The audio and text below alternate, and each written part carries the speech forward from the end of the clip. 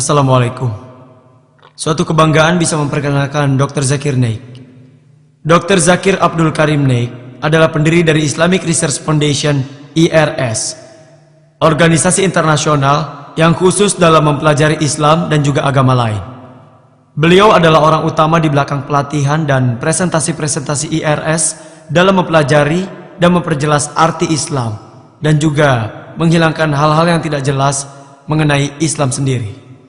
Walau dulunya beliau seorang dokter yang berpraktek secara profesional, dia telah mengubah haluan untuk menyebarkan kebenaran Islam.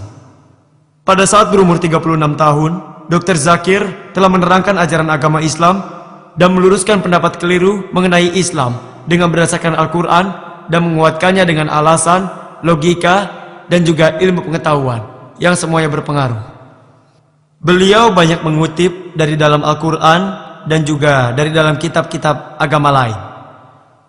Dr. Zakir terkenal dengan analisa detailnya dan jawaban yang meyakinkan pada pertanyaan yang diajukan pendengar dan juga mereka yang skeptis dalam pertemuan-pertemuan yang terbuka yang diadakan oleh IRS maupun tidak. Beliau telah berbicara dalam lebih dari 600 pertemuan umum dalam 6 tahun terakhir ini di beberapa negara dan juga banyak pertemuan umum di India.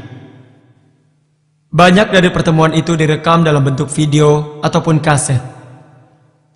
Dr. Zakir muncul secara berkala di banyak stasiun TV internasional dan channel TV satelit di lebih dari 100 negara di dunia. Beliau juga sering diundang dalam wawancara radio. Beliau telah menulis buku mengenai Islam dan agama lainnya. Terima kasih. Alhamdulillah. Assalatu wassalam ala rasulillah wa ala alihi wa sahbihi ajma'in, amma ba'du. A'udzubillahi minasyaitonirrajim. Bismillahirrahmanirrahim. Wa qul ja'al haq wa ja'akil batil. Innala batili kana dahuka. Rabbis rohli sodri wa yassiril amri wahlul uqdatam min lisani yafqahu qawli. Tamu-tamu yang terhormat, Dr. Richard Hines, Dr. Amar Sena, Tuan Krishna Cancoradia, dan juga bapak-bapak, ibu-ibu, dan saudara-saudaraku. Aku mengucapkan selamat datang dengan salam Islam. Assalamualaikum warahmatullahi wabarakatuh. Semoga damai, pengampunan, dan juga berkah dari Allah Subhanahu wa Ta'ala Tuhan kita ada bersamamu. Topik dari pembicaraan sore ini adalah terorisme dan jihad dari pandangan dunia Islam. Banyak dari kita mungkin menyadari bahwa lebih dari 20% dari populasi dunia adalah orang Muslim. Lebih dari 1/5 populasi dunia adalah kaum Muslim. Mengenai hal teroris dan juga Islam, ada pandangan setiap Muslim pastilah seorang teroris. Kalian pasti bingung, apa sih yang sedang dibicarakan oleh Dr. Zakir Naik di pertemuan ini? Apakah tiap Muslim itu seorang teroris? Apa arti kata teroris? Menurut definisi, teroris adalah seseorang yang menteror. Seorang perampok yang melihat polisi merasa takut. Jadi bagi perampok itu, si polisi adalah teroris. Dalam pembahasan ini,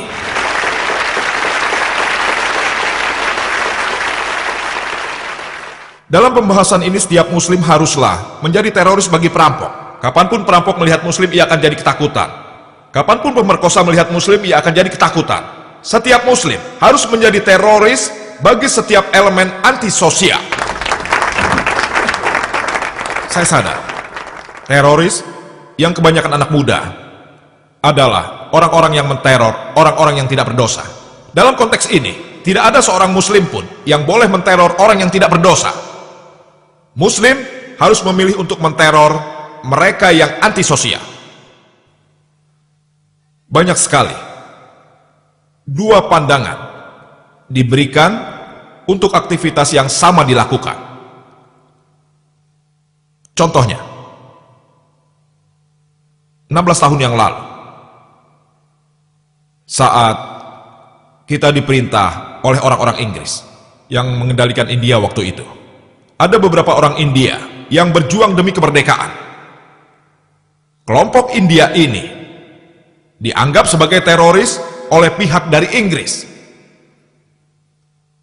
Tapi orang-orang itu dianggap sebagai pahlawan untuk orang India sendiri. Pejuang kemerdekaan.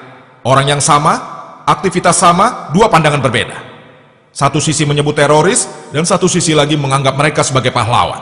Orang sama, aktivitas sama, dua pandangan berbeda. Karena itulah saya peringatkan kepada Anda, sebelum kita memberi pandangan terhadap sesuatu, cobalah mengerti alasan dibalik pandangan tersebut. Jika Anda setuju dengan pemerintah Inggris, bahwa Inggris berhak untuk memerintah India, Anda akan menyebut orang-orang ini sebagai teroris. Tapi jika Anda setuju dengan masyarakat India secara umum, bahwa Inggris telah merusak India dan tidak berhak memerintah kita, maka Anda akan menyebut bahwa orang-orang itu adalah pejuang kemerdekaan. Orang yang sama, aktivitas sama, dua pandangan berbeda. Sekarang saya ingin memberi contoh mengenai Nelson Mandela, yang merupakan mantan presiden negara Afrika Selatan baru yang bebas. Kita tahu, berdasarkan pemerintah sebelumnya, pemerintahan kulit putih sebelumnya, mereka menyebut Nelson Mandela itu sebagai teroris, sehingga mereka memenjarakan di Pulau Robben lebih dari 25 tahun.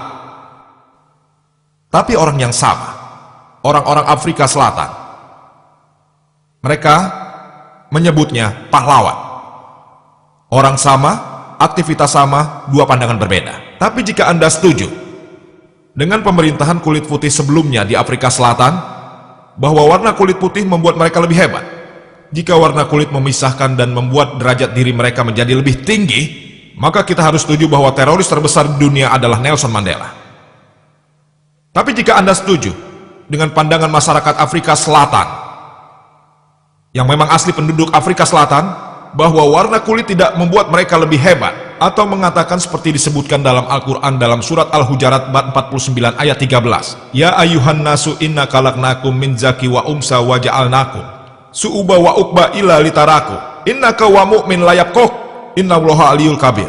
Kalian manusia semua diciptakan dari satu pasangan manusia, lelaki dan perempuan, dan walaupun kalian terbagi dari suku dan bangsa, kalian harus mengenali satu sama lain, bukan saling membenci. Dan yang paling dihormati di hadapan Tuhan Allah adalah orang yang takwa. Kriteria penghakiman di hadapan Allah bukanlah warna kulit, bukan kelamin, bukan kekayaan, namun ketakwaan, kebenaran, kebaikan, dan kesadaran diri. Jika Anda setuju dengan Al-Quran, dan juga yang dikatakan Hajatul Wida dalam khotbah yang terakhir, jika Anda setuju dengan pandangan dari Al-Quran dan inti dari khotbah tadi, Anda tidak akan menyebutkan Nelson Mandela sebagai seorang teroris, tapi orang yang berjuang demi kemerdekaan. Karena itulah, sebelum kita mengecap seseorang atau tindakannya, cobalah mengerti untuk alasan apa dia melakukan tindakan tersebut.